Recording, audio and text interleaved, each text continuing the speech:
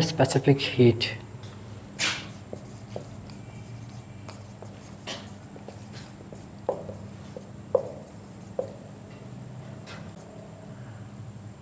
at constant pressure। Molar specific heat at constant pressure, जिसे हम Cp कहते हैं, C कैपिटल है और इसका फार्मूला होता है delta QP divided by N delta T। वो हीट जो कि देनी होती है एक मोल ऑफ सब्सटेंस का टेम्परेचर 1 सेल्सियस बढ़ाने के लिए, वो कहलाती है molar specific heat at constant pressure. और molar specific heat at constant volume का फार्मूला क्या था?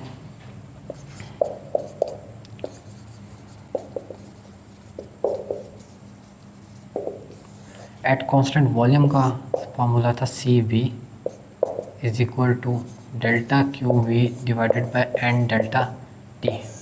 Molar specific heat at constant volume is equal to, ये भी C कैपिटल है,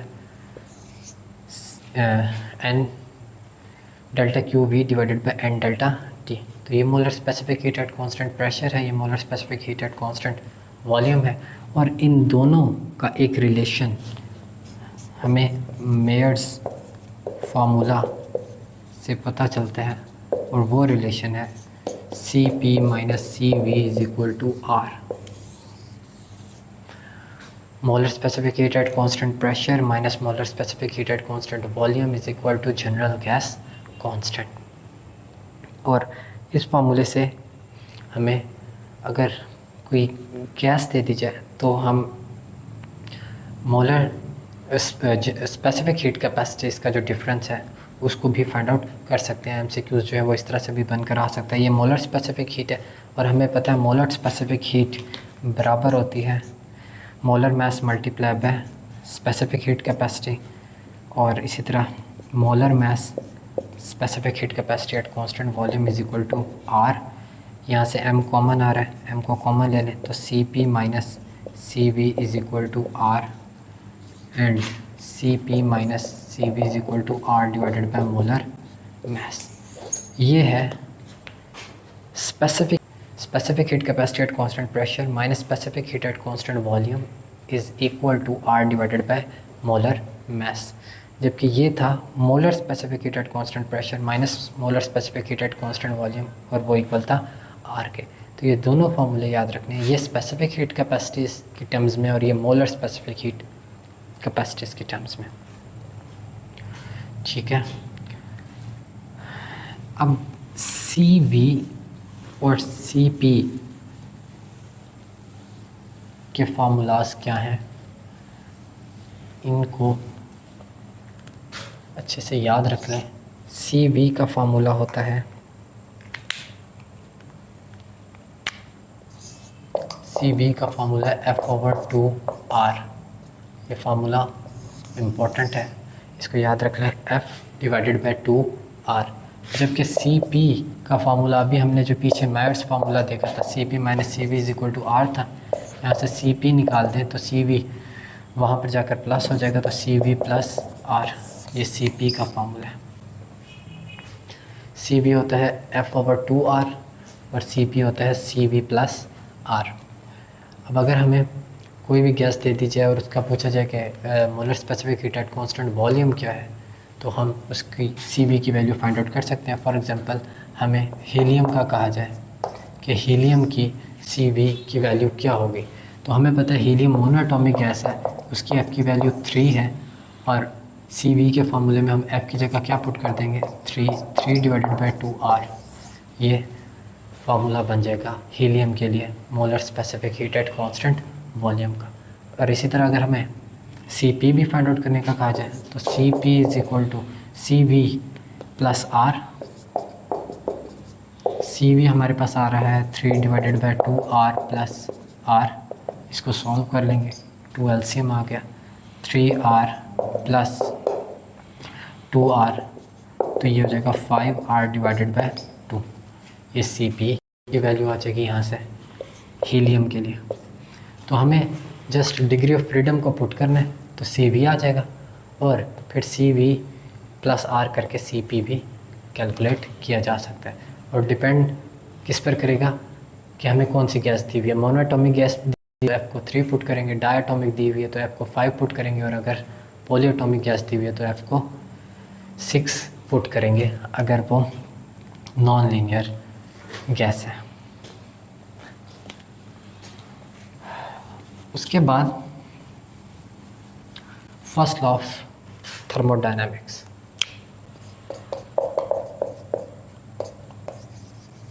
फर्स्ट लॉ ऑफ thermodynamics.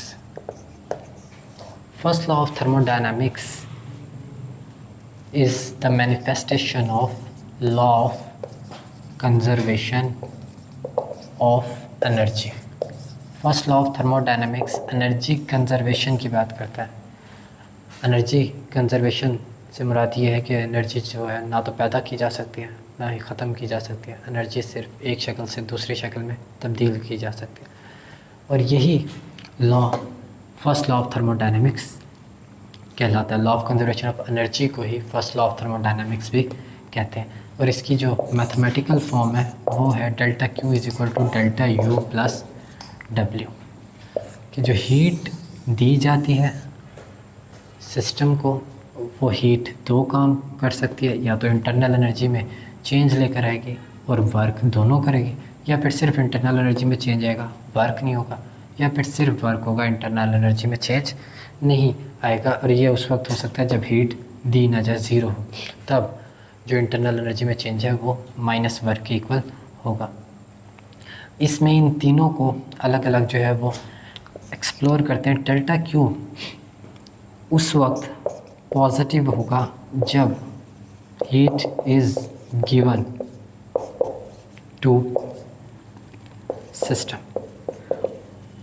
अगर किसी सिस्टम को हीट दी जा रही है तो जो डेल्टा क्यू होगा वो पॉजिटिव होगा।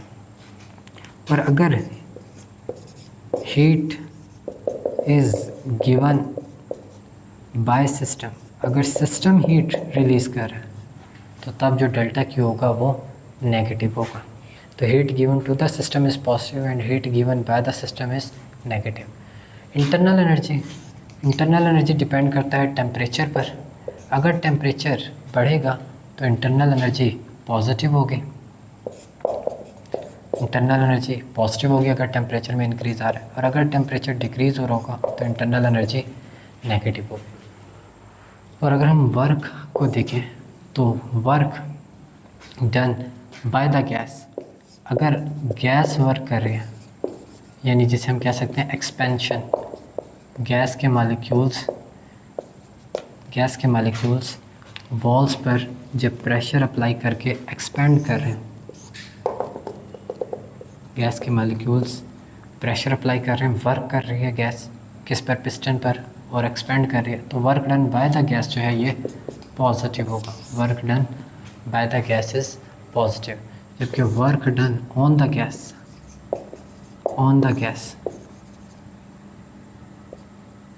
मतलब ये कि इस पिस्टन को हम बाहर से प्रेशर अप्लाई करके कंप्रेस करें, कंप्रेशन के केस में जो वर्क डन होगा वो नेगेटिव होगा। तो डेल्टा क्यू उस वक्त पॉजिटिव होगा जब हीट सिस्टम को दी जा रही हो, उस सिस्टम को हीट मिल रही है, उसकी इंटरनल एनर्जी बढ़ेगी तो डेल्टा क्यू पॉजिटिव होगा। और अगर हीट सिस्टम से निकल रही हो तो डेल्टा क्यू नेगेटिव होगा। डेल्टा यू टेम्परेचर पे डिपेंड करता है, इंटरनल एनर्जी टेम्परेचर पे डिपेंड करती है। अगर टेम्परेचर बढ़ रहा हो तो डेल्टा यू पॉजिटिव होगा, अगर टेम्परेचर कम हो रहा हो तो डेल्टा यू नेगेटिव होगा। और वर्क डन अगर बाय द गैस हो तो पॉजिटिव होगा, और work done on the gas होगा तो नेगेटिव होगा।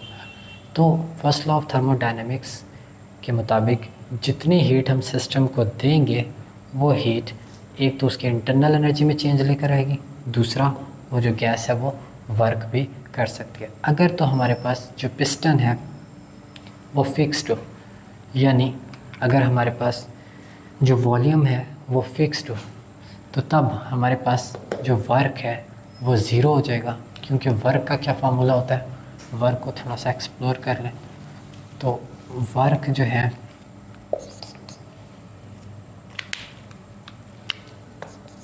गैस के केस में जो वर्क होता है वो प्रेशर वॉल्यूम वर्क होता है, और वर्क इक्वल होता है pressure into volume. Isochoric system, isochoric process हो रहा। आइसोक्रोइक प्रोसेस क्या होता है? जिसमें वॉल्यूम का चेंज जो है वो ज़ीरो हो, वॉल्यूम फिक्स्ड हो, वॉल्यूम कांस्टेंट हो। तो work P delta V, change in volume zero, तो वर्क क्या हो जाएगा? ज़ीरो हो जाएगा। अगर हमारे पास आइसोक्रोइक प्रोसेस होगा तो डेल्टा V ज़ीरो होगा, क्योंकि आइसोक्रोइक प्रोसेस वो है जिसमें वॉल्यूम कांस्टेंट है, और वॉल्यूम कांस्टेंट है तो change in volume zero, change in volume zero होगा तो वर्क भी ज़ीरो हो जाएगा। और ऐसे केस में ये जो फर्स्ट लॉ ऑफ थर्मोडायनामिक्स है वो इक्वल हो जाएगा delta Q is equal to delta U।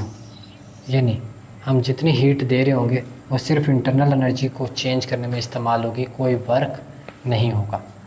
लेकिन अगर प्रोसेस जो है वो आइसोबैरिक हो, अगर प्रोसेस हो आइसोबैरिक, आइसोबैरिक कौन सा प्रोसेस था? जिसमें प्रेशर कांस्टेंट हो, प्रेशर कांस्टेंट होगा तो चेंज इन प्रेशर जो है वो ज़ीरो हो जाएगा।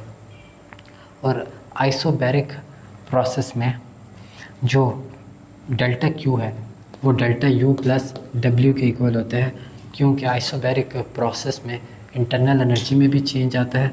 फॉर एग्जांपल ये बाहर से प्रेशर कांस्टेंट है बट पिस्टन मूव कर सकता है, तो जितनी हीट हम दे रहे होंगे, Q जितना दे रहे होंगे वो एक तो इंटरनल एनर्जी को बढ़ाएगी, डेल्टा U बढ़ेगा, और दूसरा ये मॉलिक्यूल्स जाकर पिस्टन पर जो है वो वर्क भी करेंगे, तो पिस्टन भी मूव करेगा। तो एक तो इंटरनल एनर्जी में चेंज आएगा और दूसरा वर्क भी होगा at isobaric process. Isobaric process में जो हीट दी जाती थी उसे कहते थे molar specific heat at constant pressure, और जो आइसोक्रोइक प्रोसेस में हीट दी जाती है 1 मोल का टेम्परेचर 1 सेल्सियस बढ़ाने के लिए, उसे कहते हैं molar specific heat at constant volume. चूँकि आइसोबैरिक में जो हम हीट दे रहे हैं वो इंटरनल एनर्जी को भी बढ़ा रही है और वर्क भी कर रही है, सिस्टम वर्क भी कर रहा है, तो इसलिए ये जो हीट होगी जो कि एट कांस्टेंट प्रेशर दी जाएगी वो ज़्यादा होगी। अगर हम 1 सेल्सियस राइज लेकर आना चाहते हैं, अगर हम टेम्परेचर में 1 सेल्सियस का ही राइज लेकर आना चाहते हैं, 1 मोल सब्सटेंस का टेम्परेचर 1 सेल्सियस बढ़ाना चाहते हैं, तो molar specific heat at constant pressure ज़्यादा होगी। क्यों? क्योंकि एट कांस्टेंट प्रेशर जो है, जो हम हीट दे रहे हैं उसका कुछ पार्ट इंटरनल एनर्जी को बढ़ा रहा है और कुछ पार्ट जो है वो वर्क में भी इस्तेमाल हो रहा है। तो दो चीज़ों में इस्तेमाल हो रहा है, तो ज़्यादा हीट इस्तेमाल होगी 1 सेल्सियस राइज लाने के लिए। बट आइसोक्रोइक प्रोसेस में जितनी हीट हम देंगे 1 सेल्सियस राइज लाने के लिए वो सिर्फ इंटरनल एनर्जी को ही बढ़ाएगी, वर्क तो ज़ीरो है, तो इंटरनल एनर्जी में ज़्यादा चेंज आएगा कम हीट पर, तो इसलिए जो molar specific heat at constant volume है वो कम होगी। तो molar specific heat at constant pressure ज़्यादा होती है molar specific heat at constant volume से, क्योंकि eight constant pressure internal energy में भी चेंज आता है और वर्क भी होता है, बट कांस्टेंट वॉल्यूम पर सिर्फ इंटरनल एनर्जी में चेंज आता है, कोई वर्क नहीं होता। और ये जो वर्क है इन थर्मोडायनामिक्स, यहाँ पर एक चीज़ इम्पोर्टेंट है, आपने ग्रेविटेशन में पढ़ा था, work done in earth's gravitational field, कि work done in a closed path zero था। बट साइक्लिक प्रोसेस अगर यहाँ पर हो थर्मोडायनामिक्स में, जो वर्क होता है वो प्रेशर वॉल्यूम ग्राफ के ज़रिए शो किया जाता है, और यहाँ पर अगर वर्क एक साइक्लिक प्रोसेस में हो, लेट्स से ये ए पॉइंट है, ये बी पॉइंट है, यहाँ ए से बी तक आए और बी से वापस ए तक हम चले गए, तो ये एक साइक्लिक प्रोसेस है।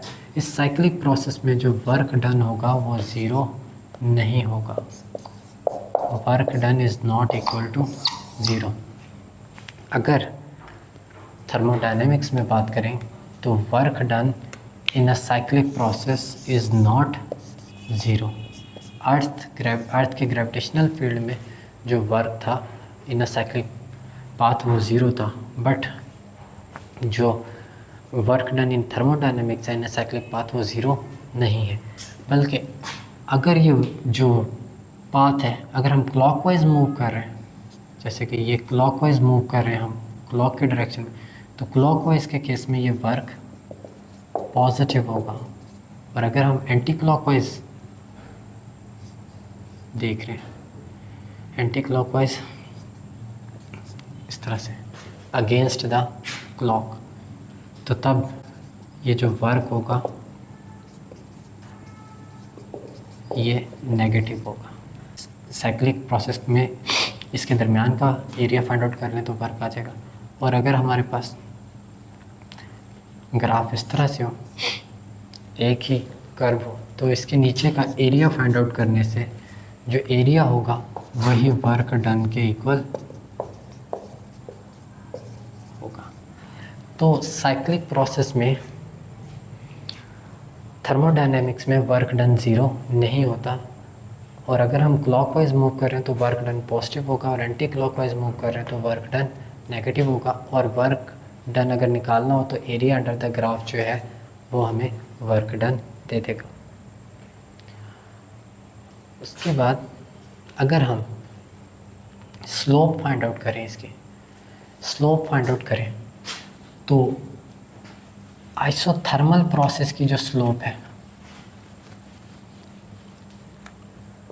अगर हमारे पास प्रोसेस हो आइसोथर्मल, स्लोप कैसे फाइंड आउट करते हैं? स्लोप का फार्मूला होता है y/x। तो यहाँ पर जो y है उस पर प्रेशर मौजूद है और जो x है उस पर वॉल्यूम मौजूद है। तो y/x यानी प्रेशर ओवर वॉल्यूम। अगर हम आइसोथर्मल प्रोसेस के लिए जो स्लोप है उसको फाइंड आउट करेंगे तो वो स्लोप इक्वल होगी -p/v के। लेकिन अगर एडियाबैटिक प्रोसेस है, MCQs के लिए इम्पोर्टेंट है, तो यही स्लोप जो है वो इक्वल होगी -γp/v के। आइसोथर्मल प्रोसेस के लिए जो वर्क किस ग्राफ की स्लोप होगी, प्रेशर वॉल्यूम वर्क ग्राफ की जो स्लोप होगी वो -p/v के इक्वल होगी, और एडियाबैटिक के लिए वो जो स्लोप है -γp/v के इक्वल होगी। और अगर हम यहाँ से इन दोनों स्लोप में कंपैरिजन देखें तो माइनस इसी एडियाबैटिक की स्लोप में, ये एडियाबैटिक की स्लोप, इसमें -p/v को अलग लिख लें और गैमा को अलग कर दें। ये जो गैमा था इसको अलग कर दिया, -p/v को अलग कर दिया। तो ये -p/v किसकी स्लोप थी? आइसोथर्मल की। तो एडियाबैटिक की स्लोप इक्वल आ रही है आइसोथर्मल की स्लोप मल्टीप्लाई बाय गैमा के। एडियाबैटिक की स्लोप इक्वल आ रही है, ये -p/v आइसोथर्मल का फार्मूला था, आइसोथर्मल स्लोप का। तो isothermal slope multiply by gamma, और गैमा निकालना हो तो वो हो जाता है एडियाबैटिक स्लोप, एडियाबैटिक प्रोसेस की slope divided by isothermal process की स्लोप। ये गैमा का फॉर्मूला है, एडियाबैटिक की स्लोप डिवाइडेड बाय आइसोथर्मल की स्लोप। और यही जो गैमा है इसका एक फॉर्मूला ये भी है, gamma is equal to CP divided by CV, यानी molar specific heat at constant pressure divided by molar specific heat at constant volume. और ये जो गैमा है इसकी वैल्यू हमेशा 1 से बड़ी आती है। क्यों बड़ी आती है? क्योंकि CP हमेशा ज़्यादा होता है CV से। Molar specific heat at constant pressure मैंने बताया था वो ज़्यादा होती है molar specific heat at constant volume से, इसलिए गैमा की वैल्यू हमेशा 1 से ज़्यादा होती है। अगर हम इस मुख्तलिफ गैसेस के लिए गैमा की वैल्यूज़ को फाइंड आउट करें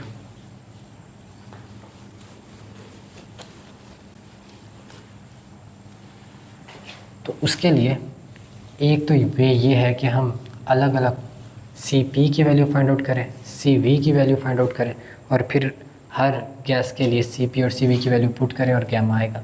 या फिर एक तरीका ये भी हो सकता है कि हमें इनके फार्मूले पता हैं। हमने पढ़ा था CP का फार्मूला था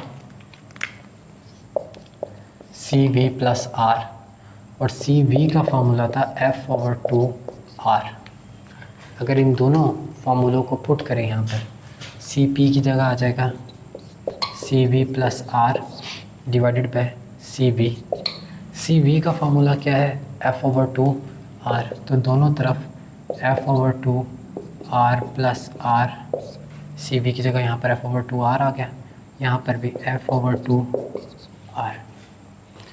और इसको सॉल्व कर लें तो हमारे पास गैमा का आंसर आ जाएगा 1+2 divided by F, 1+2 divided by F। यानी अगर हमें किसी भी गैस के लिए गैमा को फाइंड आउट करना है तो सिर्फ हमें उसका डिग्री ऑफ फ्रीडम को पुट करना है। अगर मोनोएटॉमिक गैस होगी तो डिग्री ऑफ फ्रीडम 3 पुट करेंगे, मोनो एटॉमिक गैस अगर होगी तो F3 होगा, और F3 पुट करेंगे अगर हम गैमा में तो हमारे पास आंसर आएगा 1.67। 1.67 गैमा की वैल्यू है मोनोएटॉमिक गैस के लिए। और अगर हमारे पास डायएटॉमिक गैस हो, डायएटॉमिक गैस, तो F की वैल्यू 5 थी डायएटॉमिक के लिए, और जब यहाँ पर F की जगह 5 पुट करेंगे तो आंसर आ जाएगा 1.4। और अगर पॉलीएटॉमिक गैस हो जिसकी F की वैल्यू 6 हो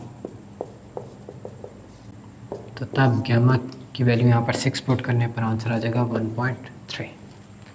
तो इसका मतलब है जैसे जैसे हम मोनोएटॉमिक से पॉलीएटॉमिक की तरफ जा रहे हैं गैमा की वैल्यू कम होती जा रही है। तो हम कह सकते हैं gamma of monoatomic gas is greater than gamma of diatomic gas, और वो ग्रेटर है गैमा ऑफ पॉलीएटॉमिक गैस के। तो इस तरह से भी आप गैमा को फाइंड आउट कर सकते हैं, ये ज़्यादा आसान वे है। या फिर दूसरा वे ये है कि आप जो है वो सी वी को अलग फाइंड आउट करें, सी पी को अलग, और फिर उन्हें डिवाइड करें। जैसे कि अगर हम मोनोएटॉमिक गैस के लिए इसको सॉल्व करें तो सी वी ऑफ मोनोएटॉमिक गैस के लिए F की वैल्यू 3 है, तो 3/2R आ जाएगा सी वी। मोनोएटॉमिक गैस के लिए F की वैल्यू 3, तो 3/2R। सी पी किसके इक्वल होगा, सी पी इक्वल है सी वी प्लस आर के, और सी वी हमारे पास आ रहा है 3/2R plus are. C V की जगह आ गया 3/2R प्लस आर। इसको सॉल्व कर लें अगर हम तो ये कितना हो जाएगा 3R प्लस 2R, तो 5R divided by 2। C P आ गया 5R डिवाइडेड बाय 2। ये सी वी है, ये सी पी है, और गैमा का फार्मूला होता है C P divided by C V. C P की वैल्यू आ रही है 5R डिवाइडेड बाय 2, और डिवाइडेड बाय सी वी की वैल्यू आ रही है 3R डिवाइडेड बाय 2। ये 2 से कैंसिल हो गया, R भी R से कैंसिल हो गया, बाकी रह गया 5/3, और 5 डिवाइडेड बाय 3 फाइंड आउट करेंगे तो आंसर आएगा 1.67। तो ये मोनोएटॉमिक गैस के लिए गैमा की वैल्यू 1.67। इस मेथड से सॉल्व करना चाहते हैं इससे फाइंड आउट कर लें, वरना इस फॉर्मूले से भी डायरेक्ट फाइंड आउट किया जा सकता है गैमा। सो ये था इम्पोर्टेंट जो पॉइंट्स थे। पूरी डिटेल्स तो मैं इसमें कवर नहीं कर सका, बट जो इम्पोर्टेंट पॉइंट MCQs की हद तक इम्पोर्टेंट थे उनको मैंने ज़रूर कवर किया। इनको प्रैक्टिस करें ऐप की वैल्यूज़ पुट करके मुख्तलिफ गैसेस के लिए, और गैमा की वैल्यूज़ को फाइंड आउट करें, और बेस्ट ऑफ लक।